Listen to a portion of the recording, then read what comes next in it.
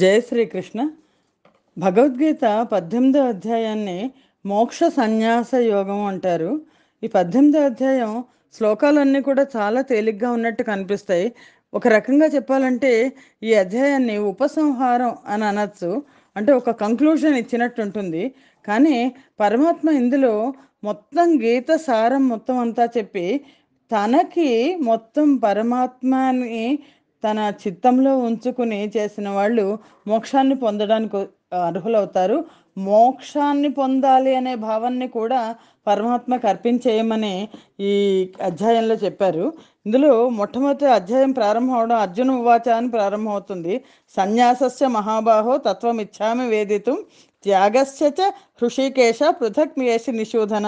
అర్జునుడు ఏమని అడుగుతున్నా అంటే, ఓ మహాబాహో, ఓ అంతర్యామి, ఓ వాసుదేవ అని సన్యాస తత్వాన్ని, త్యాగం అంటే ఏంటి, త్యాగతత్వాన్ని పృథక్ వేరువేరుగా తెలుసుకోవడానికి వేదితం ఇచ్చామి, నేను తెలుసుకోవడానికి ఇష్టపడుతున్నాను అని అన్నారు. అంటే దానికి అంటే ఇప్పటిదాకా చెప్పిన దాంట్లో త్యాగం అనే మాట రాలేదు. ఇక్కడ మొట్టమొదటిసారి త్యాగం అని వచ్చింది. త్యాగం అంటే ఏంటి, సన్యాసం అంటే ఏంటి అని అంటే పరమాత్మ దానికి చెప్తున్నారు. శ్రీ భగవాను వాచ అనే రెండో శ్లోకంలో కామ్యానాం కర్మణాన్యాసం సన్యాసం కవయో విదుహు సర్వకర్మ ఫలత్యాగం ప్రాహుత్యాగం విచక్షణ అని కొంతమంది పండితులు ఏం చెప్తారంటే, కామ్యానం కర్మణం, కామ్యకర్మల యొక్క కోరికలు తీరే కర్మలు చేయడం, దాన్ని న్యాసం వదిలేయడమే త్యాగం అంటారు, అదే సన్యాసం అని కొంతమంది భావిస్తారు.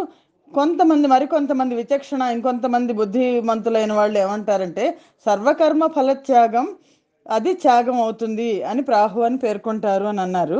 అని మూడో శ్లోకంలో త్యాజ్యం దోషవదిత్యేకే కర్మ ప్రాహుర్మనీషిణ యజ్ఞదాన తపఃకర్మ నత్యాజ్యం ఇది చాపరే అని ఇంకొంతమంది ఏమంటారంటే, ప్రతి కర్మను దోషయుక్తమే కాబట్టి అన్ని కర్మలు త్యజించాలి అని చెప్తారు. కానీ మరికొంతమంది ఏం చెప్తారంటే, యజ్ఞదాన తపఃకర్మ, ఈ యజ్ఞం దానం తపస్సులు చేయడం మాత్రం త్యజించరానిది, త్యాజ్యం ఇది త్యజించరానిది అని చెప్తారు అని.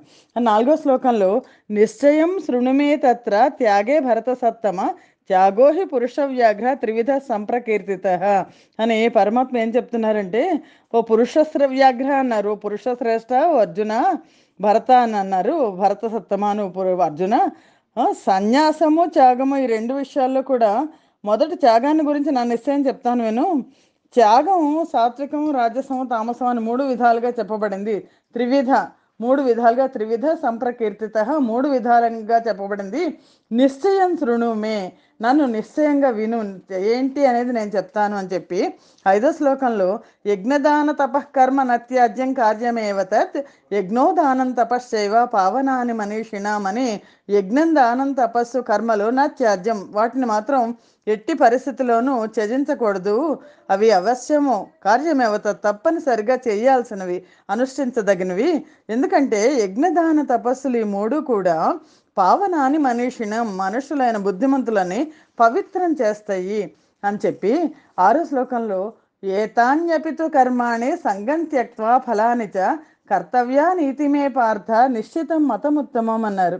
పార్థ ఏతాని, ఈ యజ్ఞదాన తప కర్మలన్నీ కూడా, ఇవన్నీ కూడా అవి ఇతరములుగా కర్తవ్య కర్మలు కూడా ఆసక్తిని, అంటే ఆసక్తిని ఫలాన్ని త్యజించి కర్తవ్యాన్ని తప్పకుండా చేయాలి. అంటే ఏది చేసినా సరే వాటన్నిటిని కూడా ఫలాసక్తం లేకుండా, సంగం త్యక్వా ఫలాన్ని అటాచ్మెంట్ లేకుండా, ఫలం మీద ఆసక్తి లేకుండా చేయాలి, తప్పనిసరిగా చేయాలి అని చెప్పి ఏడో శ్లోకంలో నియతస్యతు సన్యాస కర్మణో నోపపద్యతే మోహాత్తస్య పరిత్యాగ తామస పరికీర్తిత. ఇందులో ఏం చెప్పారంటే, అందులో కూడా సత్వ రజస్తమో గుణాలు వాటికి ఉన్న దాని ప్రభావం చెప్తూ శాస్త్రవిహిత కర్మాచరణం ఛేదించడం ఉత్తమం కాదు, మోహవశంలో దాన్ని ఛేదించడం తామస త్యాగం అవుతుంది అని చెప్తున్నారు. నియతశ్చేతు సన్యాస కర్మణోపభజ్యతే, విధించబడిన కర్మాలని అసలు ఎట్టి పరిస్థితుల్లో సన్యసించకూడదు, వాటిని వదిలేయకూడదు. అలా మోహంతో వదిలేయడం అండము తామస గుణం అవుతుంది అని ఎనిమిదో శ్లోకంలో దుఃఖమిత్యేవ యత్కర్మ కాయక్లేశ భయాత్యజత్ సకృత్వ రాజసం త్యాగం నైవ త్యాగ ఫలం లభేత్. రాజస త్యాగం అంటే ఏంటి అంటే, యత్కర్మ, ఏ విద్యుక్త కర్మాచరణాన్ని ఇది దుఃఖకారకము. దుఃఖ దుఃఖమేవ దుఃఖ కారణము. కాయక్లేశ భయాత్ శారీరకంగా కష్టపడతాము అని భయపడి త్యజిస్తే కనుక అది రాజస త్యాగం అవుతుంది. దానివల్ల అలా చేసినందువల్ల త్యాగ ఫలితం మాత్రం ఎవరికి నై ఏవ లభేతి, ఎలాగాను ఎట్టి పరిస్థితిలోనూ పొందరు త్యాగం చేసినప్పటికీ అని 9వ శ్లోకంలో కార్యమిత్యేవ యత్కర్మ నియతం క్రియతేర్జున సంగం త్యక్వా ఫలం చైవ సత్యాగ సాత్వికో మతః. సాత్విక త్యాగం అంటే ఏంటో చెప్తున్నారు. ఓ అర్జున, శాస్త్రవిహిత కర్మలను కర్తవ్యం కార్యమిత్యేవ యత్కర్మ, ఇది తప్పనిసరిగా చెయ్యాలి అని చెప్పి వాటిని చేస్తున్నప్పుడు ఫల ఆసక్తిని త్యజించి చేయడమే సాత్విక త్యాగం అవుతుంది. సత్యాగ సాత్వికో మతః, సాత్విక త్యాగం అని భావించబడుతుంది అని చెప్పి 10వ శ్లోకంలో నద్వేష్ట్య కుశలం కర్మ కుశలేన అనుషజ్యతే త్యాగీ సత్వ సమావిష్టో మేధావి చిన్న సంశయ. ఎలాంటి అనుమానాలు ఉండవు అని చెప్తున్నారు. ఎలాగా అంటే అకుశల కర్మలు అంటే నిషిద్ధమైన కర్మలో కామ్యకర్మలను ద్వేషించకుండా, కుశల కర్మల యందు నిత్య నైమిత్తిక కర్మల యందు ఆసక్తి కలిగి ఉండకుండా, శుద్ధ సత్వగుణంతో ఉండి ఎలాంటి సంశయాలు లేకుండా బుద్ధిమంతుడైన వాడే నిజమైన త్యాగి. మేధావి చిన్న సంశయ, నిజమైన ఎలాంటి సంశయాలు లేకుండా సత్వగుణంలో ఉన్నవాడే నిజమైన త్యాగి. అంటే అది సాత్విక గుణం ఉన్నవాళ్ళు మాత్రమే అలా చేయగలరు అని చెప్పి 11వ శ్లోకంలో నహి దేహభృతా శక్యం త్యక్తుం కర్మాణ్యశేషతః యస్తు కర్మ ఫలత్యాగి సత్యాగీత్యభిధీయతే. ఎందుకంటే అశేషత సంపూర్ణంగా కర్మలన్నిటినీ కూడా త్యజించడానికి దేహభృత అంటే దేహధారులైన వాళ్ళకి ఎవరికి కూడా నశక్యం, సాధ్యం కాదు. అందువల్ల ఏ పురుషుడు కర్మఫలాలను త్యజిస్తాడో అతనే నిజమైన త్యాగి అవుతాడు అని చెప్పబడుతున్నారు. కర్మల్ని కాదు త్యజించాల్సింది, కర్మ ఫలితాన్ని త్యజించాలి అని చెప్పారు పరమాత్మ అని చెప్పి 12వ శ్లోకంలో అనిష్టమిష్టం మిశ్రంచ త్రివిధం కర్మణ ఫలం భవత్య త్యాగినాం ప్రేత్య నతు సన్యాసినాం క్వచిత్. అంటే ఎంత చక్కగా చెప్పారంటే కర్మఫల త్యాగం చేయని మనుషులకి కర్మలకి మంచి చెడు మిశ్రమమైన ఫలితాలు ఉంటాయి. కర్మ ఫలితాన్ని కనుక త్యాగం చేయకపోతే కర్మ ఫలితాన్ని అనుభవించాల్సి వస్తుంది. అది ఎప్పుడు భవత్య త్యాగినాం ప్రేత్య, మరణానంతరం వాళ్ళు తప్పనిసరిగా మనుషులందరూ కూడా దాన్ని అనుభవించాలి. కానీ నతు సన్యాసినాంకి వచ్చిత్, కానీ ఏ విధమైన కర్మఫల త్యాగం చేసిన ఏ కర్మయోగులు కూడా తమ ఫలితాలని ఏ కాలంలో అయినా సరే ఏ విధంగా అయినా అనుభవించాల్సిన అవసరం ఉండదు. అంటే పుణ్యం అని పాపం అని రెండూ లేకుండా మధ్యస్థం అని ఇలాంటివి ఏవి కర్మఫల త్యాగం చేసిన వాళ్ళకు ఉండదు అని చెప్తూ 13వ శ్లోకంలో ఏం చెప్పారంటే ఏదన్నా ఒక పని జరగాలి అంటే దానికి ఏమేం కావాలి అన్నది చెప్పారు. పంచైతాని మహాబాహో కారణాన్ని నిబోధమే సాంఖ్యే కృతాంతే ప్రోక్తాని సిద్ధయ్యే సర్వకర్మణం అన్నారు. అంటే ఓ మహాబాహో, సర్వకర్మల సిద్ధయ్యే సర్వకర్మల సిద్ధికి 5 కారణాలు ఉంటాయి, 5 హేతువులు ఉంటాయిట. కర్మల్ని అంతం చేయడానికి ఉపాయాలను తెలుపు సాంఖ్య శాస్త్రంలో చెప్పబడింది. నేను చెప్తున్నాను నువ్వు విను, నా నుంచి నువ్వు విను, నిబోధమే నా నుంచి నేను చెప్తున్నాను నువ్వు విను, స్పష్టంగా తెలుసుకో అని చెప్తున్నారు అని చెప్పి 14వ శ్లోకంలో అధిష్టానం తథాకర్త 5 ఉన్నాయి అని చెప్పారు కదా. ఆ 5టిని అధిష్టానం తథాకర్త కరణంచ పృథగ్విధం వివిధాశ్చ పృథక్చేష్ట దైవం చైవాత్ర పంచమం అని అన్నారు. 5 ఉన్నాయి, నేను నీకు చెప్తున్నాను అనే 5 ఏమిటి అంటే కర్మని ఏ కర్మన్నా చేయడానికి కర్మలు సిద్ధించడానికి అధిష్టానం అనేది కావాలి. అధిష్టానం అంటే ఏంటి అంటే మనకు శరీరం అధిష్టానం అని అనుకుంటే ఒక బేస్, దానికి కర్త ఉండాలి, చేసేవాడు ఉండాలి. అలాగే వివిధాలైన కరణం అంటే సాధనాలు ఉండాలి. అలాగే నానా విధమైన చేష్టలు ఉండాలి, ప్రయత్నాలు ఉండాలి. వీటన్నిటితో పాటుగా దైవం అనేది ఉంటేనే కర్మలు జరుగుతాయి అని చెప్తున్నారు, కర్మలు సిద్ధిస్తాయి అని ఈ 5 చాలా అవసరం. కానీ అందరూ ఏమనుకుంటారంటే నేను చేస్తున్నాను అనుకుంటారు, అజ్ఞానం వల్ల. నేను కాదు, ఈ 5 కలిస్తేనే ఏ కర్మ అయినా సిద్ధిస్తుంది అని చెప్తున్నారు. 15వ శ్లోకంలో శరీరవాంగ్ మనోభిర్యత్ కర్మ ప్రారభతే నరః న్యాయం వా విపరీతం వా పంచైతే తస్య హేతవ అన్నారు. ఒకవేళ మంచిదైనా చెడుదైనా ఒక అనుకూలమైనదైనా విపరీతమైనదైనా సరే కర్మ ఎలా అంటే మానవుడు మనస్సు వాక్కు శరీర వాంగ్ మనోభిర్యత్, మనస్సు వాక్కు శరీరాలతో ఆచరించు శాస్త్ర అనుకూలమైన కర్మ అయినా లేదా వ్యతిరేకమైన కర్మ అయినా సరే ఈ 5 హేతువులతో మాత్రమే జరుగుతుంది అని చెప్పారు. అలాగే 16 శ్లోకంలో తత్రైవం సతి కర్తారం ఆత్మానం కేవలం తుయః పశ్యత్యకృత బుద్ధిత్వాత్ నస పశ్యతి దుర్మతి. దుర్మతులు చూడలేరు, మూర్ఖులు ఎవరు కూడా, మలిన బుద్ధి కలిగిన వాళ్ళు ఎవరు కూడా యథార్థాన్ని చూడలేరు అని చెప్తున్నారు. ఎలా అంటే తూ కానీ ఎలా అయినప్పటికీ కూడా, అంటే ఎలా అయినా సరే విపరీత బుద్ధి కారణం వల్ల మనుష్యుడు కేవలం శుద్ధ స్వరూపుడైన ఆత్మను, అంటే కర్త కర్త పరమాత్మ అనేది తెలుసుకోకుండా సతి కర్తారం ఆత్మానం కేవలం తుయః నేనే చేస్తున్నాను అని అనుకుంటాడు. పశ్చాత్ అకృత్య బుద్ధిత్వాన్ అలాంటి బుద్ధితో సరిగ్గా చూడలేడు దుర్మతి అని చెప్పారు. చెప్పి 17 శ్లోకంలో యస్య నాహంకృతో భావో బుద్ధిర్యస్య నలిప్యతే హత్వాపి స ఇమాన్ లోకాన్ న హంతి ననిబధ్యతే. ఎవరైతే ఏ పురుషుడైతే అహంకృత అంటే నేనే చేస్తున్నాను అనే భావన లేనివాడు, ఏ పురుషుడు బుద్ధి యొక్క ఈ ప్రాపంచిక విషయాల ముందు లిప్యతే అంటుకోదు, అటాచ్మెంట్ లేకుండా ఉంటాడు, అలాంటి పురుషుడు ఇమాన్ లోకాన్ హత్వా అపి ఒకవేళ ఈ లోకంలో ఎవరైనా చంపినప్పటికీ కూడా నా హంతి అంటే నిజంగా చంపినవాడు కాదు, నని బధ్యతే ఎలాంటి పాపముల చేత బద్ధుడవడు, బంధించబడడు అని పరమాత్మ చెప్పారు. చెప్పి 18వ శ్లోకంలో జ్ఞానం జ్ఞేయం పరిజ్ఞాత త్రివిధ కర్మచోదన, కర్మ చేయడానికి కొన్ని హేతువులు ఉంటాయి, ప్రేరణలు ఉంటాయి అని చెప్తున్నారు. అందులో ఒకటి జ్ఞానం, రెండోది జ్ఞేయం, పరిజ్ఞాత. కరణం కర్మ కర్తేతి త్రివిధ కర్మ సంగ్రహ అంటున్నారు. పరిజ్ఞాత అంటే తెలుసుకున్నవాడు, అంటే జ్ఞానం నాలెడ్జ్ అండ్ జ్ఞేయం తెలుసుకోదగినది, జ్ఞాత పరిజ్ఞాత తెలుసుకునేవాడు. ఈ మూడు కూడా కర్మచోదన కర్మకి ప్రేరణలు అవుతాయి. ఈ 3 విధాలు, ఇందులో కర్త కరణం క్రియ ఇవన్నీ కూడా కర్మ సంగ్రహాలు. అంటే ఈ కర్మ సంగ్రహాలన్నీ కూడా 3 రకాలుగా ఉన్నాయి అని, అందులో సాత్విక జ్ఞానం, రాజసిక జ్ఞానం, తామసిక జ్ఞానం అని జ్ఞానాన్ని కూడా విభజించారు పరమాత్మ. 19వ శ్లోకంలో చెప్తున్నారు జ్ఞానం కర్మ చ కర్త చ త్రిధైవ గుణభేదత. జ్ఞానం కర్మ కర్త ఈ 3 కూడా గుణభేదాలతో 3 రకాలుగా ఉన్నాయి. ప్రోచ్యతే గుణ సంఖ్యానే యథావత్ శృణుత అని చెప్పి నేను చెప్తున్నాను, నీకు విను.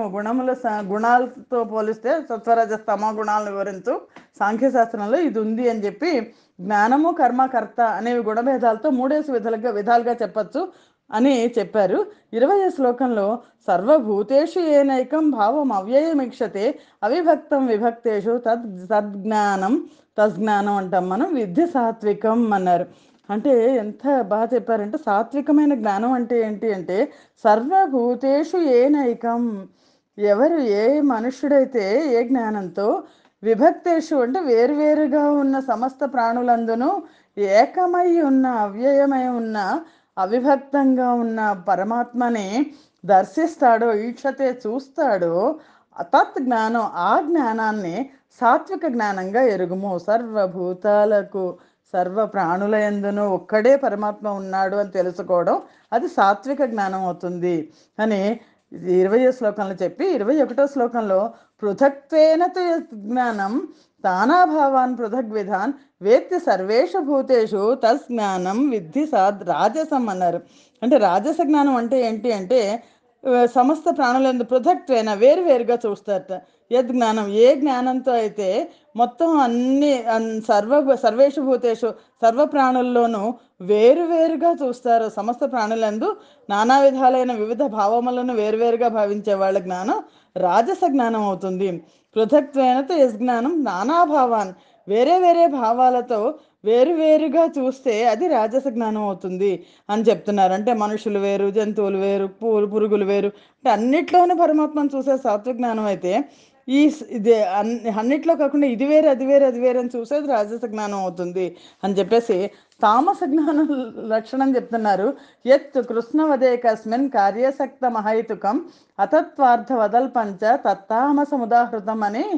కానీ ఏ జ్ఞానం ద్వారా ఏకస్మిన్ కార్యే ప్రకృతి కార్యమైన శరీరం నందు మాత్రమే సర్వస్వం ఆసక్తి కలిగి ఉంటారో, అంటే ఈ శరీరాన్నే సమస్తంగా భావించి దాని అందే ఆసక్తి కలిగించే జ్ఞానం ఏదైతే ఉందో అది అర్ధరహితమైంది, తత్వపరంగా అది అర్ధరహితమైంది, హేతుబద్ధం కాదు. తుచ్చమైందన ఆ విపరీత జ్ఞానం, అందుకని అతత్వార్థ మదల్పం అన్నారు, అల్పమైంది. ఈ ఈ జ్ఞానం ఏ జ్ఞానమో అది తామస జ్ఞానం అవుతుంది అని చెప్పి 23వ శ్లోకంలో నియతం సంగరహితం అరాగద్వేషత కృతం అఫల ప్రేప్సునా కర్మ ఎత్తత్ సాత్వికముచ్యతే అని, ఏ కర్మ చేస్తే శాస్త్రవిహితమైంది, సంగరహితం ఎలాంటి అటాచ్మెంట్ లేనిది, కర్తృత్వ అభిమానం లేనిది అగుతో అఫల ప్రేప్సన ఫలాపేక్ష లేని పురుషుని చేత అరాగద్వేషత రాగద్వేషాలకు అతీతంగా, అంటే ప్రేమ దాని మీద ఇష్టము లేకుండా ద్వేషము లేకుండా చేయబడుతుందో అది సాత్వికమైన కర్మ అవుతుంది. జ్ఞానం చెప్పారు, ఇప్పుడు కర్మ చెప్తున్నారు. సాత్వికమైన కర్మ ఏంటంటే కర్త నేను కర్తృత్వం లేకుండా చేయడం, అటాచ్మెంట్ లేకుండా చేయడం, ఫలం మీద ఆసక్తి లేకుండా చేయడం, అలాగే ఇష్టము ద్వేషము లేకుండా చేసే కర్మ ఏదైతే ఉందో శాస్త్రం చెప్పిన కర్మ అది సాత్విక కర్మ అవుతుంది. అంటే ఒక తామరాకు మీద నీటి బొట్టులాగా మన పనులను మనం చేసుకుంటే అది సాత్విక కర్మ అవుతుంది.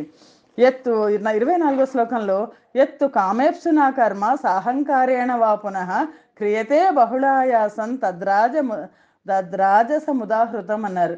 అంటే ఎత్తు కామేప్సునా కర్మ, కోరికలు తీర్చే కర్మ అది భోగలాలసుడైన పురుషుని చేత అని ఉంది. ఇది ఎత్తు కామేప్సునా కర్మ సాహంకారేణ వాప్సున అంటే మిక్కిలి శ్రమతో, బహుళాయాసం మిక్కిలి శ్రమతో కూడింది.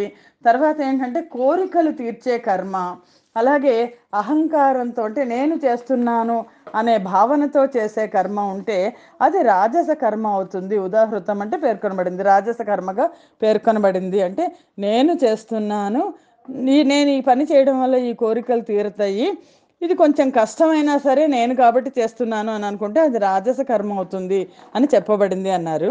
అని తామస కర్మ చేసే దాని గురించి ఎంత ఇదిగా చెప్పారంటే అనుబంధం క్షయం హింసాం 25వ శ్లోకంలో అనుబంధం క్షయం హింసాం అనవేక్షత పౌరుషం మోహదారభ్యతే కర్మ ఎత్త తామసముచ్యతే అన్నారు.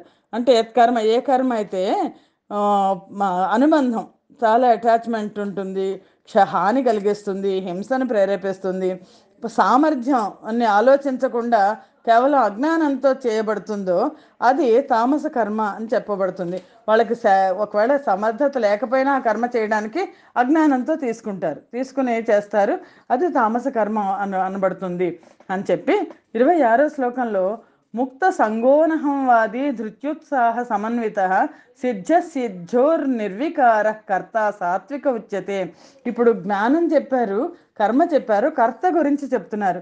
కర్త సాత్విక కర్త అంటే ఏంటి అని అంటే ముక్త సంగ, ఎలాంటి అటాచ్మెంట్ లేకుండా, అహంకారం లేకుండా, నా అహంకారం అహంకారంగా మాట్లాడకుండా, అహంవాది అన్నారు అంటే అహంకారంగా మాట్లాడకుండా, నేనే చేస్తున్నానని గొప్పలు చెప్పుకోకుండా ధైర్యంతోనూ ఉత్సాహంతోనూ ఉన్నవాడు, సిద్ధి అయినా అసిద్ధి అయినా దాని మీద పట్ల నిర్వికారం, ఎలాంటి వికారానికి లోన ఉన్నవాడు, అంటే ఆనందానికి దుఃఖానికి కూడా అవ్వకుండా ఉండే పురుషుడు ఎవరైతే ఉంటారో అతను సాత్విక కర్త అనబడతారు అని చెప్పి 27వ శ్లోకంలో రాగి కర్మ ఫల ప్రేప్సుర్లుబ్ధో హింసాత్మకో శుచి హర్ష శోకాన్విత కర్త రాజస పరికీర్తిత అన్నారు. అంటే రాజసకర్త ఎవరు అంటే చాలా ఆసక్తి, రాగి చాలా పనిలందు చాలా ఆసక్తి ఉంటుంది, అలాగే కర్మ ఫలితాల కోసం ఆరాటపడుతుంటారు. ఇప్పుడున్న మనుషులందరికీ కొంచెం రాజస గుణాలు ఎక్కువ ఉన్నాయి అనుకుంటాను, రాజస తామస గుణాలు నాకు అనిపిస్తోంది.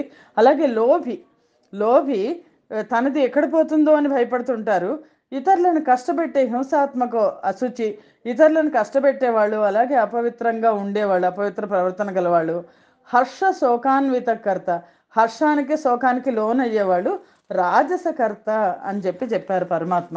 28వ శ్లోకంలో అయుక్త, ముందే చెప్పేశారు, అయుక్త ప్రాకృత స్తబ్ధ షఠో నైష్కృతికోలస విషాదీ దీర్ఘసూత్రీ చ కర్త తామస ఉచ్యతే.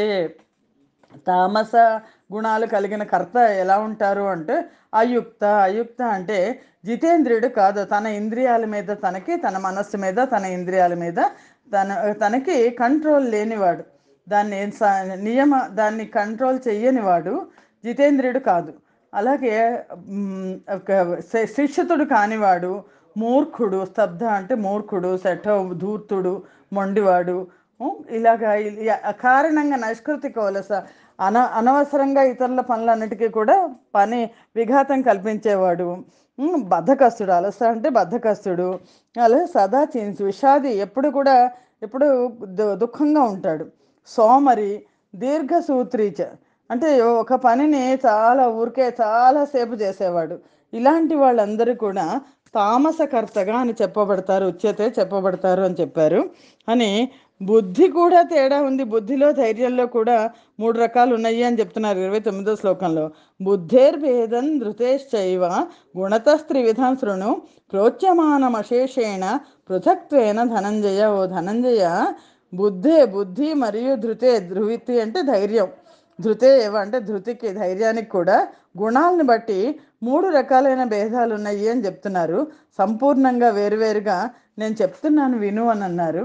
అని 30వ శ్లోకంలో ప్రవృత్తించ నివృత్తించ కార్యాకార్యే భయాభయే బంధం మోక్షంచ యావేత్తి బుద్ధిస్స పార్థ సాత్వికి. సాత్విక బుద్ధి ఎలా ఉంటుంది అని చెప్పారు. ప్రవృత్తించ అంటే ఇహలోకంలో చేసేవి, అంటే బంధించబడేది ప్రవృత్తి, నివృత్తించ అంటే బంధాలు వదిలించుకునేది నివృత్తి. అంటే ప్రవృత్తి మార్గం, నివృత్తి మార్గం, ఇహలోకంలో చేసే పనులు, పరలోకం కోసం చేసే పనులు అన్నీ కూడా కర్తవ్యం అకర్తవ్యం, ఏ పని చేయొచ్చు ఏ పని చేయకూడదు అని. కార్యాకార్యే భయాభయే, భయాన్ని అభయాన్ని, బంధాన్ని మోక్షాన్ని కరెక్ట్గా తెలుసుకొని, యథార్థంగా తెలుసుకొని పని చేసేవాళ్ళు బుద్ధిని సాత్విక, అలాంటి బుద్ధి ఉంటే, అంటే అన్నీ తెలిసిన బుద్ధి ఉంటే అది సాత్విక బుద్ధి అవుతుంది అని పరమాత్మ చెప్పారు.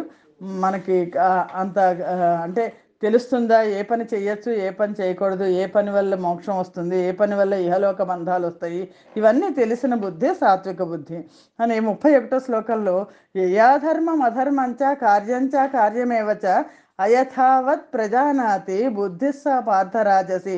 ఈ రాజస గుణం ఉన్న వాళ్ళకి తెలియదట, అంటే ధర్మం ఏది అధర్మం ఏది అన్నది తెలియదు, మంచి పని ఏ పని చేయాలి ఏ పని చేయకూడదు కూడా తెలియకుండా యథార్థ తత్వం ఏంటో తెలియజాలని బుద్ధిని రాజస బుద్ధి అని అంటారు అని అన్నారు. అది 31వ శ్లోకంలో చెప్పారు. 32వ శ్లోకం దగ్గరకు వచ్చేసరికి తామస బుద్ధి, ఇప్పుడున్న వాళ్ళందరికీ ఉండే తామస బుద్ధి అని చెప్పారు. అధర్మం ధర్మమితియా మన్యతే తమసావృత అనే సర్వార్థాన్ విపరీతాంశ్చ బుద్ధిస్స పార్థ తామసి అని. పార్థ, ఏ బుద్ధి అయితే తమో గుణంతో కప్పబడిందో, తమసా ఆవృత, తమో గుణంతో కప్పబడింది, అధర్మాన్ని ధర్మం అని తలుస్తారట వాళ్ళు. అధర్మాన్ని ధర్మం ఇది మన్యతే అని తలిచి సర్వార్థాన్ సమస్త పదార్థాలను విపరీతమైన వాటికి విరుద్ధంగా భావిస్తారు, అది తామస బుద్ధి. ఒకవేళ మనం ఏదైనా మంచి మాట అన్నా దాన్ని చెడుగా భావించేవాళ్ళు తామస బుద్ధి కలిగిన వాళ్ళు అని మనం వాళ్ళని వదిలేయాలి అని. 32వ శ్లోకం. 33వ శ్లోకంలో ధృత్యా యయా ధారయతే మనః ప్రాణేంద్రియ క్రియా యోగేన వ్యభిచారిణ్య ధృతిస్సా పార్థ సాత్వికి అని. ధృతి అంటే ధైర్యం, ఎలాంటి ధైర్యం ఉంటుంది, ఆ సాత్విక ధైర్యం అంటే ఏంటి అంటే దానికి ధృత్యా యయా ధారయతే, ఓ పార్థ, చలించకుండా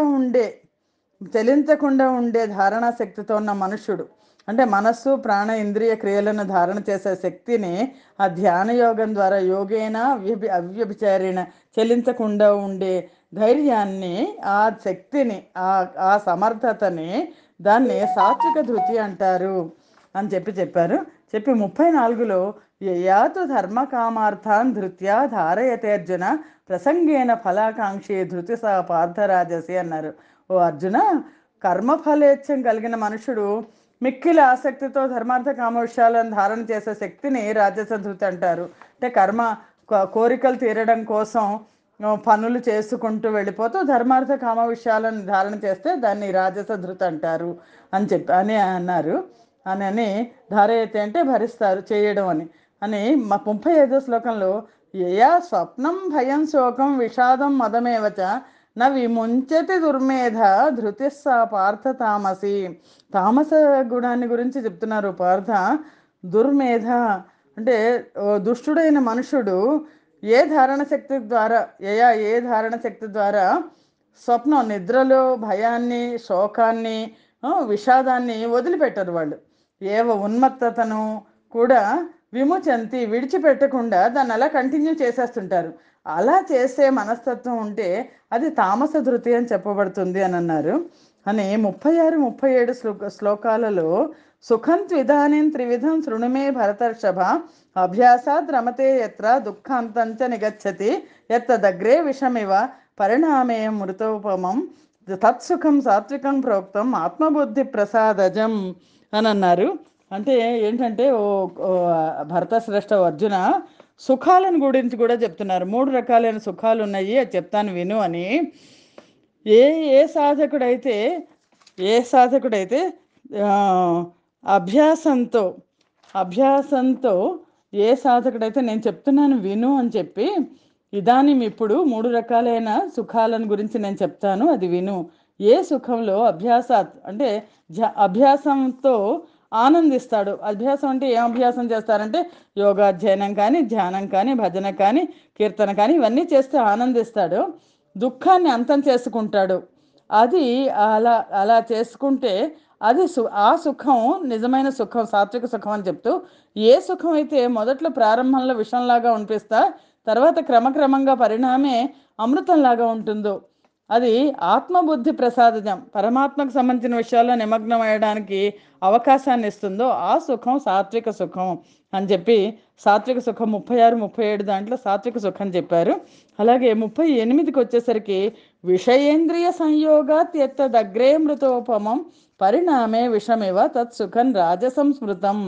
సాత్విక సుఖం గురించి చెప్తూ మొదట్లో విషంగా ఉంటుంది, తర్వాత క్రమక్రమంగా అమృతం అవుతుంది అని చెప్పారు. అంటే మొదట్లో మనం ఏదైనా ఒక ధ్యానం చేద్దామన్నా ఏది చేద్దామన్నా సరే మనకు ముందు బద్ధకం వస్తుంది, తర్వాత నెమ్మదిగా అది అలవాటు అవుతుంది కదా.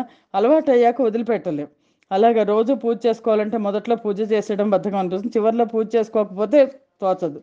అలా కానీ రాజసం సరిగ్గా దానికి వ్యతిరేకంగా ఉంది.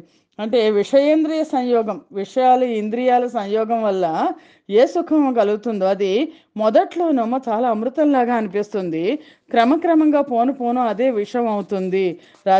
సుఖం ఏదైనా ఒక అలవాటు మొదలెడితే మొదట చాలా బాగున్నట్టు అనిపిస్తుంది, తర్వాత మనిషిని అది నశింపజేస్తుంది, అది రాజస సుఖం అని చెప్తూ 39వ శ్లోకంలో యదగ్రే చానుబంధే చ సుఖం మోహనమాత్మన నిద్రాలస్య ప్రమాదోత్థం తత్తామసముదాహృతం అన్నారు. అంటే నిద్ర, యదగ్రే అనుబంధం, నిద్ర, సోమర్తనం, ప్రమాదం, మోహం వల్ల ఉత్పన్నమయ్యే సుఖం అనే తామసుఖం అంటారు. ఇలాంటి సుఖం భోగ సమయం పరిణామంలో ఆత్మను మోహింపజేస్తుంటుంది. ఏ సుఖం అయితే మనిషిని ఆధ్యాత్మిక మార్గం నుంచి మళ్ళిస్తుందో అది ఆ మళ్ళించే సుఖం తామస సుఖం అని మనం చెప్పుకోవచ్చు. 40వ శ్లోకంలో నా తదస్తి పృథివ్యాం వా దివి దేవేషు వా పునః, ఎవరు తప్పించుకోలేరని చెప్తున్నారు. సత్వం ప్రకృతి జైర్ముక్తం యదేవి త్రిభుర్గుణై, ఈ 3 గుణాలు పృథివీ ఎందు కానీ, ఆకాశం నందు కానీ, దేవతల్లో కానీ, మరి ఇతర లోకాల్లో కానీ ప్రకృతి నుంచి ఉత్పన్నాలైన ఈ సత్వరజ స్తమో గుణాల నుంచి ఈ గుణాలు లేకుండా ఏ మనిషి, ఏ దేవుడు కానీ, ఏ ప్రాణి ఉండదు అని చెప్తున్నారు. అని చెప్పి 41వ శ్లోకం దగ్గరికి వచ్చేసరికి ఈ గుణాలని బట్టి మనుషుల ప్రవర్తన ఎలా ఉంటుంది అన్నది చెప్తున్నారు. బ్రాహ్మణ క్షత్రియ విషాం శూద్రాణాంచ పరంతప కర్మాణి ప్రవిభక్తాని స్వభావ ప్రభవైర్గుణై అన్నారు.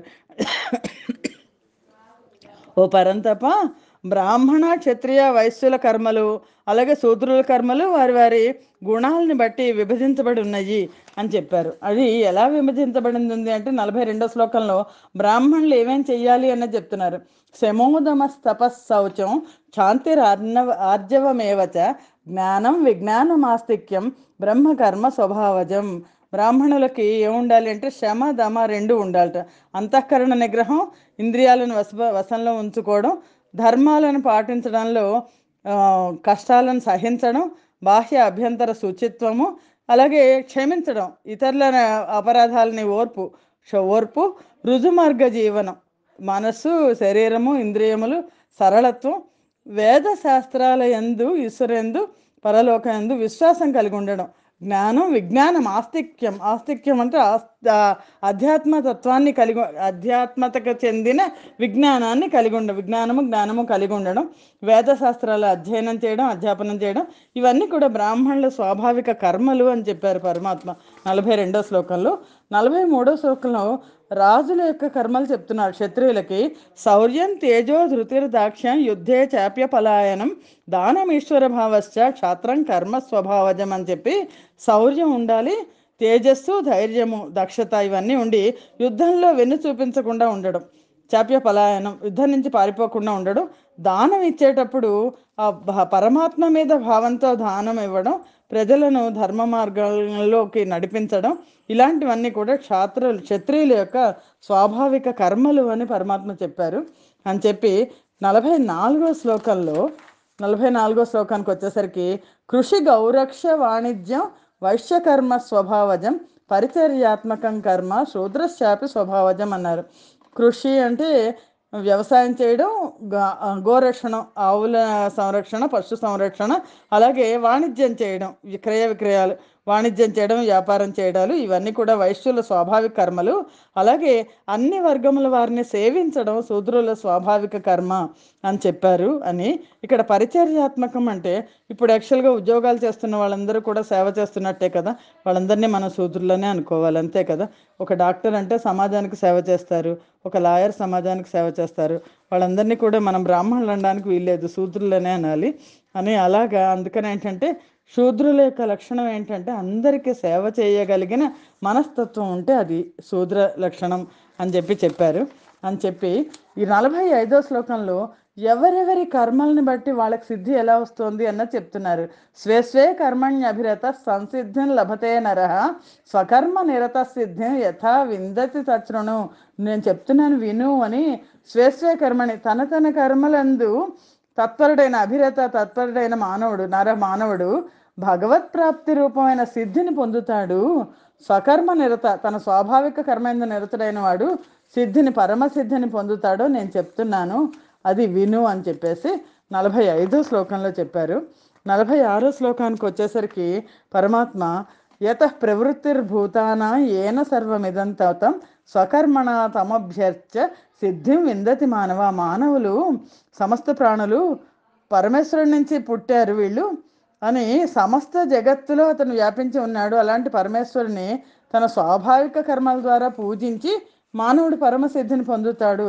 యత ప్రవృత్తి భూతానం ఏన సర్వమిదం తత్వం స్వకర్మణ తమభ్యర్చ. ఎలా పూజిస్తారు? తన కర్మల ద్వారా తాను పరమాత్మను పూజించి సిద్ధిని పొందుతాడు అని. 47వ శ్లోకంలో శ్రేయాన్ స్వధర్మో విగుణ పరధర్మాత్ అనుష్ఠితాత్ స్వభావ నియతం కర్మ కుర్వన్నాప్నోతి కిల్బిషం. ఈ శ్లోకం చూస్తే మనకి ఇంకో శ్లోకం కూడా గుర్తొస్తుంది. శ్రేయాన్ స్వధర్మో విగుణ పరధర్మాత్ స్వనుష్ఠిత స్వధర్మో నిధనం శ్రేయ పరధర్మో భయావహ అని చెప్పి మనకి ముందర అధ్యాయాల్లో చెప్పిన శ్లోకం గుర్తొస్తుంది. ఆ శ్రేయం స్వధర్మ విగుణ అంటే బాగా ఆచరించబడిన పరధర్మం కంటే గుణరహితమైన స్వధర్మమే మంచిది. స్వభావాన్ని అనుసరించి కర్మలను ఆచరించే మనిషికి ఎలాంటి పాపాలు అంటవు, కిల్బిషం నా ఎలాంటి పాపాలు, ఏమాత్రం పాపములను నా కిల్బిషం అంటుకోడు, నా ఆప్నోతి అంటుకోడు అని చెప్పి 48వ శ్లోకంలో సహజం కర్మ కౌంతేయ సదోషమపి నత్యజేత్ సర్వారంభా హి దోషేణ ధూమేనాగ్నిరివావృత. నేను చేస్తున్న పని మంచిదా కాదా అని మనకే డౌట్ వస్తుంటుంది. దానికి ఎంత క్లియర్గా చెప్పారంటే ఈ సహజమైన కర్మ, సహజ స్వాభావికమైన కర్మని ఒకవేళ దోషాలు ఉన్నప్పటికీ కూడా సదోషమపి, ఒకవేళ జయ శ్రీకృష్ణ 18వ అధ్యాయం 48వ శ్లోకంలో సహజం కర్మ కౌంతేయ సదోషమపి నత్యజేత్ సర్వారంభా హి దోషేణ ధూమేనాగ్నిరివావృతా అని. ఓ కౌంతేయ, ఓ అర్జున, ఒకవేళ దోషాలు ఉన్నప్పటికీ కూడా కర్మలో దోషాలు ఉన్నప్పటికీ కూడా నా త్యజేత్, కర్మని త్యజించకూడదు, స్వభావ సిద్ధమైన కర్మని. ఎందుకంటే నిప్పున్న చోట పొగ ఉంటుంది కదా, అగ్ని పొగ చేత ఆవరించబడ్డట్టు కర్మలన్నిలో కూడా ఏదో ఒక దోషం ఉంటూనే ఉంటుంది. అయినా సరే కర్మల్ని దోషం ఉందని చెప్పేసి త్యజించకూడదు అని చెప్పారు. 49వ శ్లోకంలో అసక్త బుద్ధి సర్వత్ర జితాత్మ విగత స్పృహ నైష్కర్మ్య సిద్ధిం పరమాం సన్యాసేనాధిగచ్చతి అనని. సర్వత్ర అంటే ఈ విషయాలన్నిట్లోనూ కూడా ఆసక్త బుద్ధి, ఆసక్తి లేనివాడు స్పృహరహితుడు, వాటి మీద ఆసక్తి లేకుండా విగత స్పృహ, దాన్ని చేస్తున్నాను అని అనుకోకుండా ఉండేవాడు, అంతఃకరణాన్ని జితాత్మ అంతఃకరణాన్ని జయించిన వాడు ఆయన వ్యక్తి పురుషుడు సాంఖ్యయోగం ద్వారా అత్యంత శ్రేష్టమైన నైష్కర్మ్య సిద్ధిని అధిగచ్చతి పొందుతాడు. ఆ పరమాత్మ పరమధామాన్ని, పరంధామ స్థితిని పొందుతాడు అని చెప్పి, ఆ స్థితి ఏంటంటే బ్రహ్మతత్వం, బ్రహ్మత్వాన్ని పొందుతాడు అని 50 శ్లోకంలో సిద్ధిం ప్రాప్తో యథా బ్రహ్మ తథాప్నోతి నిబోధమే సమాసేనైవ కౌంతేయ నిష్ఠా జ్ఞానస్య యాపర. చాలా సంక్షిప్తంగా చెప్తాను నేను అని చెప్తున్నారు ఒక కౌంతేయ. జ్ఞానయోగంలో పరానిష్ట అయిన నైష్కర్మ్య సిద్ధి పొందే విధాన్ని మనుషుడు బ్రహ్మప్రాప్తిని ఎలా పొందుతాడో సంగ్రహంగా చెప్తాను విను అని చెప్తున్నాడు ఇందులో అని చెప్పి 51, 52, 53 శ్లోకాల్లో పరమాత్మ మొత్తం అసలు ఎలా చేయొచ్చు అన్నది చెప్పారు. బుద్ధ్యా విశుద్ధయా యుక్తో ధృత్యాత్మానం నియమ్యచ శబ్దాదీన్ విషయాన్ త్యక్త్వా రాగద్వేషౌ వ్యుదస్య చ వివిక్త సేవీ లఘ్వాసి యత వాక్కాయ మానస ధ్యానయోగ పరో నిత్యం వైరాగ్యం సంపాశ్రిత అహంకారం బలందర్పం కామం క్రోధం పరిగ్రహం విముచ్య నిర్మమశాంతో బ్రహ్మభూయాయ కల్పతే అని. బుద్ధ్యా విశుద్ధయా యుక్తో, ఎవరైతే విశుద్ధమైన అంటే చాలా అంతఃకరణ శుద్ధి కలిగిన బుద్ధితో ఉంటారో, లఘ్వాసి చాలా ఆహారం చాలా తక్కువగా తీసుకుంటుంటారు, సాత్విక ఆహారాన్ని భుజిస్తారు, అలాగే శబ్దస్పర్శ రూప విషయాల మీద త్యజిస్తారు. తత్వం అంటే త్యజించి పరిశుభ్రమైన ప్రదేశంలో వివిక్త సేవి ఏకాంతంగా ఉండడానికి ఇష్టపడతారు. ధృత్వ సాత్విక ధారణాశక్తి ద్వారా అంతఃకరణాన్ని ఇంద్రియాలను సంయమంగా ఉంచి యత మనోవాక్కాయములను అదుపులో ఉంచుకున్న వాళ్ళు రాగద్వేషాలను సర్వదా త్యజించి వైరాగ్యాన్ని ఆశ్రయించిన వాళ్ళు, అహంకారము బలము దర్పము కామము క్రోధము ఇవన్నీ లేనివాడు, పరిగ్రహం ఇంకోళ్ళ దగ్గర ఏదైనా తీసుకోవడం అన్ని పరిత్యజించి నిత్యం ధ్యానయోగంలో ఉండేవాళ్ళు. అలా మమతారహితుడైన శాంతియుతుడైన పురుషుడు సచ్చిదానంద పరబ్రహ్మనందు అభిన్న భావంతో స్థితుడవుతాడు, అర్హుడవుతాడు, అంటే పరమాత్మలో ఐక్యం అవుతాడు. ఈ లక్షణాలన్నీ ఉన్నవాడు పరమాత్మలో ఐక్యం అవుతాడు అని పరమాత్మ చెప్పారు. 54వ శ్లోకంలో బ్రహ్మభూత ప్రసన్నాత్మ నశోచిత నకాంక్షతి సమస్సర్వేషు భూతేషు మద్భక్తిని లభతే పరామన్నారు. అంటే సచ్చిదానంద పరబ్రహ్మలో ఏకీభావ స్థితిలో ఉన్న ప్రసన్నుడైన ఆ యోగి నా శోచతి నా కాంక్షతి, దేనికి శోకించడు, అలాగే ఏది కోరుకోడు, సమస్త ప్రాణులందు సమభావం కలిగిన అలాంటి యోగి ఏం పొందుతాడు అంటే మద్భక్తిని లభతే పరమమైన నా భక్తిని పొందుతాడు అని చెప్పి 55వ శ్లోకంలో భక్త్యా మామభిజానాతి యావాన్యశ్చాస్మి తత్వతః తతో మాం తత్వతో జ్ఞాత్వా విశతే తదనంతరం అన్నారు. అంటే అలాంటి యోగి, ఆ బ్రహ్మత్వాన్ని పొందిన యోగి ఆ పరమైన భక్తిని పొంది నేనెవరో తెలుసుకుంటారు. నన్ను నా తత్వం ఏంటో, నేనెవరినో, నా తత్వం ఏంటో తెలుసుకుంటారు. అలా నా తత్వాన్ని తెలుసుకుని అలాంటి భక్తితో, అనన్య భక్తితో నాలో కలిసిపోతారు, నాలో లీనం అవుతారు అని చెప్పి, అదే కదా మోక్షం అంటే. ఆ మోక్ష స్థితి రావడం ఎలాగా అన్నది చెప్పారు. 56వ శ్లోకంలో సర్వకర్మాణ్యపి సదా కుర్వాణో మద్వ్యపాశ్రయ మత్ప్రసాదాదవాప్నోతి శాశ్వతం పదమవ్యయం. అలాగా సమస్త కర్మలేందు కర్తృత్వ భావం, నేను చేస్తున్నాను అనే భావం వదిలేసి ఆ కర్మ ఫలాన్ని కూడా త్యజించి సమస్త భోగాలను త్యజించి నన్ను ఆశ్రయించిన కర్మయోగి కర్మలన్నింటినీ సర్వదా చేస్తున్న నా అనుగ్రహంతో సనాతనమైన శాశ్వతమైన పరమపదాన్ని పొందుతారు. అంటే ఇక్కడ పరమాత్మ ఏం చెప్తున్నారంటే, కర్మలన్నీ త్యజించి సన్యాసం తీసేసుకుని అడవుల్లోకి వెళ్లాల్సిన పని లేదు, నువ్వు అన్ని పనులు చేస్తున్నా సరే కర్తృత్వ భావం లేకుండా చేస్తే నన్నే పొందుతావు అని 56వ శ్లోకంలో చెప్పారు. 57వ శ్లోకంలో చేతసా సర్వకర్మాణి మయి సన్యస్య మత్పరః బుద్ధియోగముపాశ్రిత్య మచ్చిత్త సతతం భవ. అందుకని చేతసా సర్వకర్మాణి, నీ మనస్సును నాతో పెట్టు, నా మీద పెట్టు అని చెప్తున్నారు. సర్వ కర్మలను నిండు మనస్సుతో నాకు అర్పించి సమబుద్ధి రూపయోగాన్ని అవలంబించు, నా పరాయండవవు, చిత్తాన్ని నా యందు నిలుపు అని చెప్పి అలా చేస్తే మచ్చిత్త సర్వదుర్గాన్ని మత్ప్రసాదాత్ తరిష్యసి. అలాంటప్పుడు అథ చేత్వం అహంకారాత్ న శ్రోష్యతి వినంక్షసి. ఒక ఒక వార్నింగ్ కూడా ఇచ్చారు పరమాత్మ. ఒకవేళ మచ్చిత్త సర్వదుర్గాన్ని మత్ప్రసాదాత్ తరిష్యసి, ఇలా నేను చెప్పినట్టుగా నువ్వు చేసి నా యందు చిత్తాన్ని ఉంచితే నా అనుగ్రహం వల్ల, మత్ప్రసాదాత్ నా అనుగ్రహం వల్ల సమస్త సర్వదుర్గాన్ని, నా సమస్త కష్టాల నుంచి సంకటాల నుంచి బయటపడతావు. తరిష్యతి తరించుతావు నువ్వు.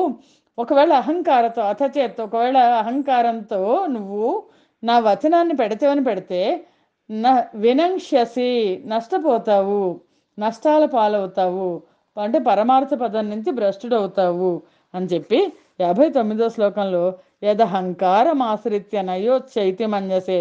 ఒకవేళ నీకే కనుక అహంకారం వచ్చేస్తే మిథ్యేష వ్యవసాయస్తే ప్రకృతిస్త్వాన్ని నియోక్షసి. నువ్వు అహంకారంతో నేను యుద్ధం చెయ్యను అని అనుకున్నా అది వృధా. మిథ్యేష అది మిథ్యేష వ్యవసాయస్తే, ఏష మిథ్య. ఎందుకంటే అది వృధా. ఎందుకంటే నీ స్వభావం యుద్ధం చేయడానికి నేను పురికొల్పుతుంది కదా. నీ ప్రకృతి ప్రకృతి నియోక్షసి, నిన్ను నీ స్వభావం యుద్ధం చేయమంటుంది. స్వభావజేన కౌంతేయ నిబద్ధ స్వేన కర్మణ కర్తుం నేచ్చసి అన్మోహాత్ కరిష్యస్య వశోపిత. నువ్వేదో చాలా ఇండిపెండెంట్ అనుకోకు అని 60వ శ్లోకంలో చెప్పారు. ఓ కౌంతేయ, మోహం వల్ల అజ్ఞానం వల్ల నువ్వేమనుకుంటా ఉంటే నువ్వు చాలా ఇండిపెండెంట్ అనుకుంటావు. నువ్వు చేయడానికి ఇష్టపడిన కర్మను కూడా నీ పూర్వకృత నీ స్వభావ కర్మలు ఉంటాయి కదా, ఆ కర్మలచే బంధించబడి ఆ ప్రభావంతో నువ్వేమీ స్వతంత్రంగా కదా, అస్వతంత్రుడివై నువ్వు పనులు చేస్తూనే ఉంటావు అని 61వ శ్లోకంలో చాలా అద్భుతమైన శ్లోకం. ఈశ్వర సర్వభూతానాం హృద్దేశేర్జున తిష్టతి భ్రామయన్ సర్వభూతాని యంత్రారూఢాని మాయయా. ఓ అర్జున, ఈ శరీరం లాంటి యంత్రాలను అధిరోహించిన సర్వ ప్రాణుల హృదయాల్లో అంతర్యామిగా హృద్దేశేర్జున ఈశ్వర. మొత్తం అర్జున, అందరి హృదయాలలోనూ కూడా అంతర్యామిగా ఉన్న పరమాత్మ తన మాయతో వాళ్ళ కర్మలను అనుసరించి వాళ్ళని భ్రమింపచేస్తున్నారు. పరమాత్మ చేతిలో మనం కీలుబొమ్మలం, అది గుర్తుంచుకో అని 62వ శ్లోకంలో తమేవ శరణం గచ్చ. నీ లోపల ప్రతి వాళ్ళ హృదయంలో ఉన్న పరమాత్మని, ఆ ఆ పరమాత్మకి నువ్వు శరణు వేడు. ఆ పరమాత్మని శరణు వేడిది అన్ని రకాలుగా అన్ని విధాలుగా అనే తత్ప్రసాదాత్ పరాం శాంతి. అతని కృప వల్ల నీ మనస్సు లోపల ఉన్న ఆ జీవాత్మ ఉంది కదా, జీవాత్మని శరణవేడితే అతని కృపతో పరమైన శాంతిని, శాశ్వతమైన పరమపదాన్ని, శాంతి స్థానం ప్రాప్స్యసి, శాశ్వతమైన పరమపదాన్ని పొందుతావు, నువ్వు పొందగలవు అని చెప్పి 63వ శ్లోకంలో ఈ జ్ఞానం గురించి చెప్తున్నారు. ఇలాగా ఇతితే జ్ఞానమాఖ్యాతం గుహ్యాద్గుహ్యతరం మయ విమృశ్యైతదశేషేణ యథేచ్ఛసి తథా కురు. ఇలాగ నేను నీకు చెప్పాను, అత్యంత రహస్యమైన గుహ్యాద్గుహ్యతరమ్మయ్య, నా చేత నీకు అత్యంత రహస్యమైన జ్ఞానం చెప్పబడింది. ఇప్పుడు నువ్వు ఈ జ్ఞానాన్ని పూర్తిగా గ్రహించి యథేచ్ఛసి తథాకురు, నీకు ఇష్టం వచ్చినట్టుగా ఆచరించు అనే ఈ జ్ఞానం ఎలాంటిది అంటే సర్వగుహ్యతమం భూయ శృణుమే పరమం వచ ఇష్టోసి మే దృఢమితి తతో వక్ష్యామి తే హితం. అన్ని రహస్యమైన విషయాలలోనూ పరమగోప్యమైన మే పరమం వచ నా వచనాలను మరొకసారి విను. నువ్వు నాకు చాలా ఇష్టమైన వాడివి, నీ హితం కోరి నేను నీకు ఇదంతా కూడా చెప్పాను అని చెప్పారు 64వ శ్లోకంలో. 65వ శ్లోకంలో చాలా కరెక్ట్ గైడెన్స్ ఇచ్చేశారు. మన్మన భవ మద్భక్తో మధ్యాజీ మాన్ నమస్కురు మామే వైశ్యసి సత్యంతే ప్రతిజానే ప్రియోసిమే. నాకు చాలా ఇష్టమైన వాడివి ఓ అర్జున, నువ్వు నాకు చాలా ఇష్టమైన వాడివి కాబట్టి నువ్వు నా యందు మనస్సు నిలుపు, నా భక్తుడివికా, నన్ను సేవించు, నాకు నమస్కారం చెయ్యి. ఇలా చేస్తే నన్నే పొందుతావు. ఇది మామే వైశ్యసి సత్యంతే ప్రతిజానే ప్రియోసమే అని నేను ప్రతిజ్ఞాపూర్వకంగా ఇక్కడ చెప్తున్నాను నేను అన్నారు. నేను ప్రతిజ్ఞ చేస్తున్నాను. ఏంటంటే నువ్వు కనుక నాయందే మనస్సును నిలిపితే, ఇది అర్జునుడికి చెప్పడం కాదు, అర్జునుడి మనసు ఆల్రెడీ కృష్ణుడికి దగ్గర ఉంది, మనకందరికీ చెప్తున్నారు. నాకే నమస్కారం చెయ్యి, నా భక్తుడివికా, నా మీద నీ మనస్సును పెట్టు, నాకు పూజ చెయ్యి అని, నీవు నాకు అత్యంత ప్రియుడవు అని చెప్తున్నారు పరమాత్మ. నువ్వు నాకు చాలా ఇష్టమైన వాడివి, అందుకని నా మీద నువ్వు దృష్టి పెట్టు, నీ ఆటంకాలన్నీ పోతాయి అని 66 శ్లోకంలో చాలా గొప్ప శ్లోకం ఇది. సర్వధర్మాన్ పరిత్యజ్య మామేకం శరణం వ్రజ, అహం త్వా సర్వపాపేభ్యో మోక్షయిష్యామి మా శుచః. సమస్త ధర్మాలను, సమస్త సర్వధర్మాలను, సమస్త కర్తవ్యాన్ని, కర్మలను అన్నీ నాకు సమర్పించు. సర్వశక్తిమంతుడను సర్వధారుడను పరమేశ్వరుని అయిన నన్నే శరణకోడు, అప్పుడు నిన్ను నేను అన్ని పాపాల నుంచి కూడా విముక్తిని చేస్తాను. మా శుచః, నువ్వు దానికోసం దుఃఖించద్దు, ఈ జీవితంలో జరిగే వాటి కోసం, మార్పుల కోసం దుఃఖించద్దు అని చెప్పారు పరమాత్మ.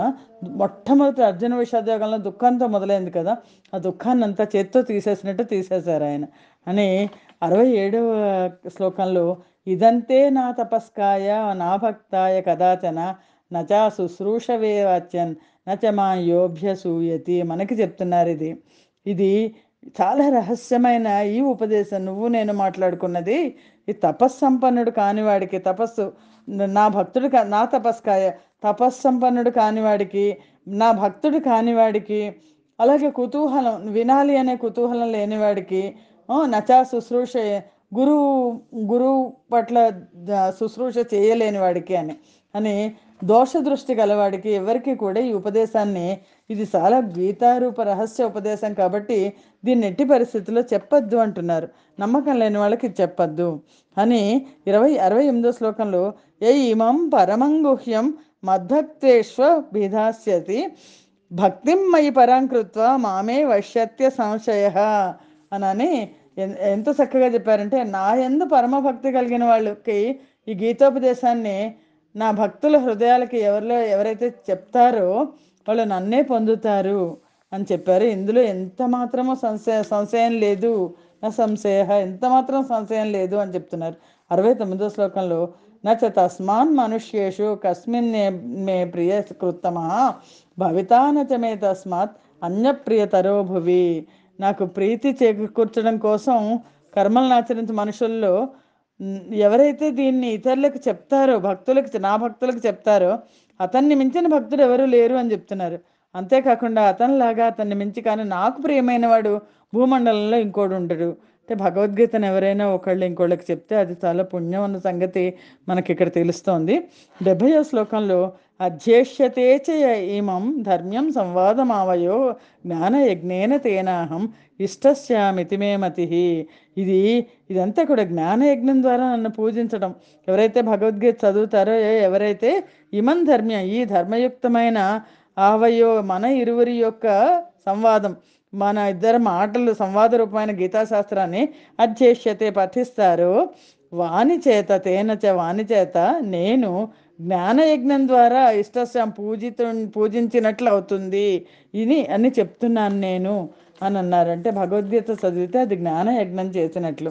శ్రద్ధావాన్ అనసూయశ్చ శృణుయాదపి యో నరః సోపి ముక్త శుభాన్ లోకాన్ ప్రాప్నుయాత్ పుణ్యకర్మణం అని, శ్రద్ధ కలిగిన వాళ్ళు, ఎలాంటి అసూయలు లేని వాళ్ళు ఆయన మనుషుడు గీతాశాస్త్రం వింటే పాప విముక్తుడై పుణ్యకర్మలను ఆచరించే వాళ్ళు ఉత్తమ లోకాలని పొందుతారు అని 72వ శ్లోకంలో, కచ్చిదేతచ్ఛృతం పార్థ త్వయైకాగ్రేణ చేతస కచ్చిదజ్ఞాన సమ్మోహ ప్రణష్టస్తే ధనంజయ. అర్జునుడు అడుగుతున్నారు, పార్థ ఈ గీతాశాస్త్రాన్ని నీ చేత ఏకాగ్రతతో విన్నావు కదా ఓ ధనంజయ, నీ యొక్క అజ్ఞానం పూర్తిగా పోయింది కదా, పూర్తిగా తొలగిపోయిందా అని అడిగారు. అడిగితే అర్జునుడు చెప్పాడు, నష్టో మోహశ్రుతిర్లబ్ధ త్వత్ప్రసాదాన్ మయాచ్యుత. నాకు పోయిందని చెప్పలా, నీ దయ వల్ల నాకు పోయింది అని చెప్తున్నాడు అర్జునుడు 73వ శ్లోకంలో. స్థితోస్మి గత సందేహ కరిష్యే వచనం తవ. అర్జునుడు ఏమంటున్నా అంటే, ఒక అర్జున, ఓ అచ్యుత, నీ కృపతో నా మోహం, నీ అనుగ్రహంతో నాకు అజ్ఞానం అంతా కూడా పోయింది, నాకు బుద్ధి వచ్చింది, స్మృతి వచ్చింది. స్థితోస్మి గత సందేహ అని, శృతిర్లబ్ధ అని బుద్ధి వచ్చింది, సంశయాలన్నీ పోయినాయి. ఇప్పుడు నువ్వు ఏం చెప్తే అది నేను చేస్తాను, కరిష్యే వచనంతో, నువ్వేం చెప్తే అది నేను చేస్తాను అన్నారు. అని అక్కడ సంజయుడు తీసుకున్నాడు. ఇత్యహం వాసుదేవస్య పార్థస్య చ మహాత్మనః సంవాదమిమమస్రౌషం అద్భుతం రోమహర్షణం. సంజయుడు ఏమన్నాడంటే, ఇలాగా వాసుదేవుడికి, మహాత్ముడైన వాసుదేవుడికి అర్జునుడికి మధ్య జరిగిన సంవాదాన్ని నేను విన్నాను. చాలా అద్భుతమైన సంవాదాన్ని నేను విన్నాను. నాకు రోమాలు నిక్కబొడుచుకుంటున్నాయి, తను పులకింపజేస్తోంది, పులకిస్తోంది. నేను ఎలా విన్నాను అంటే, అక్కడ వ్యాస భగవానుని తలుచుకున్నాడు 75 శ్లోకంలో. వ్యాస ప్రసాదాశ్రుతవాన్ ఏ తద్గుహ్యమహం పరం యోగం యోగేశ్వరాత్ కృష్ణాత్ సాక్షాత్ కథయస్త స్వయం. స్వయంగా కృష్ణ పరమాత్మ చెప్పింది, యోగేశ్వరుడైన కృష్ణుడు స్వయంగా తనంతట తానుగా చెప్పింది. వేదవ్యాసుడి కృప వల్ల నేను వ్యాస ప్రసాదాశ్రుతవాన్, ఆ వేదవ్యాసుడి కృప వల్ల దివ్య దృష్టి పొందగలిగాను. నేను ఈ పరమ గోప్యమైన పరమ రహస్యమైన ఈ యోగాన్ని, ఈ గీతని యోగేశ్వరుడైన కృష్ణ భగవానుడు స్వయంగా అర్జునుడికి చెప్తుంటే నేను ప్రత్యక్షంగా విన్నాను అని 76 శ్లోకంలో, రాజన్ సంస్మృత్య సంస్మృత్య సంవాదం ఇది ఇమం అద్భుతం కేశవార్జునయో పుణ్యం హృష్యామి చ ముహుర్ముహు. ఎంత చక్కగా, రాజన్ ఓ ధృతరాష్ట్ర మహారాజా, శ్రీకృష్ణ భగవానుడికి అర్జునుడికి మధ్య జరిగిన ఈ గోప్యమైన చాలా రహస్యమైన ఈ సంవాదం పుణ్యప్రదమైనది, అద్భుతమైనది, అత్యద్భుతమైన ఈ సంవాదాన్ని అనుక్షణం నేను మళ్ళా మళ్ళా తలుచుకుంటున్నాను, తలుచుకుని ఆనందపడుతున్నాను. సంస్మృత్య సంస్మృత్య, మళ్ళా మళ్ళా తలుచుకుంటున్నాను, స్మరిస్తున్నాను. అలాగే ఆనందంలో మళ్ళా మళ్ళా ఓలలాడుతున్నాను. హృష్యామిత ముహుర్ముహు, మళ్ళా మళ్ళా ఓలలాడుతున్నాను అనే ఇక్కడ సంజయుడు చెప్తున్నాడు. తచ్చ సంస్మృత్య సంస్మృత్య రూపం అత్యద్భుతం హరే ఆ, ఆ, విస్మయో మే మహాన్ రాజన్ హృష్యామి చ పునః పునః. 77 శ్లోకంలో చెప్తున్నాడు, రాజా, అత్యంత అత్యద్భుతమైన ఆ హరి రూపం, పరమాద్భుతమైన ఆ అపూర్వమైన ఆ శ్రీహరి రూపాన్ని నేను మళ్ళా మళ్ళా తలుచుకుంటున్నాను, స్మరిస్తున్నాను అండి. అంటే అది విశ్వరూపం. నేను పొందుతున్న సంభ్రమాశ్చర్యాలకు అవధే లేదు. ఎవరో విశ్వరూపం చూడడం అందరికీ సాధ్యం కాదు. అది సంజయుడికి, సంజయుడు కాబట్టి ఇంద్రియాలను జయించినవాడు, ఆయనకి సాధ్యమైంది. ఆ ప్రభావంతో మళ్ళా మళ్ళా మళ్ళా మళ్ళా నేను ఆనందపడుతున్నాను. హృష్యామి పునః పునః, మళ్ళా మళ్ళా చాలా ఆనందపడుతూ పులకితగాత్రుడవుతున్నాను అని చెప్పారు. అని చెప్పి 78వ శ్లోకంతో భగవద్గీతని పూర్తి చేస్తున్నారు. ఎక్కడైతే పరమాత్మ ఉంటారో అక్కడ విజయం ఉంటుంది అని. ఎత్ర యోగేశ్వర కృష్ణో ఎత్ర పార్థో ధనుర్ధర తత్ర శ్రీర్విజయోర్భూతిర్ధ్రువా నీతిర్మతిర్మమ అని. ఓ రాజా, యోగేశ్వరుడైన శ్రీకృష్ణ భగవానుడు, అలాగే ధనుర్ధారుడైన ఆ అర్జునుడు ఉండే చోట సంపదలు ఉంటాయి, విజయం ఉంటుంది, సకల ఐశ్వర్యాలు ఉంటాయి, సుస్థిరమైన నీతి ఉంటుంది. ఇది నా నిశ్చయమైన అభిప్రాయము అని భగవద్గీతని ముగించారు సంజయుడు. ఓం తత్సదితి శ్రీమద్భగవద్గీతాసు ఉపనిషత్సు బ్రహ్మ విద్యాయాం యోగశాస్త్రే శ్రీకృష్ణార్జున సంవాదే మోక్ష సన్యాస యోగో నామ 18వ అధ్యాయः. సర్వం శ్రీకృష్ణార్పణమస్తు. జయ శ్రీకృష్ణ.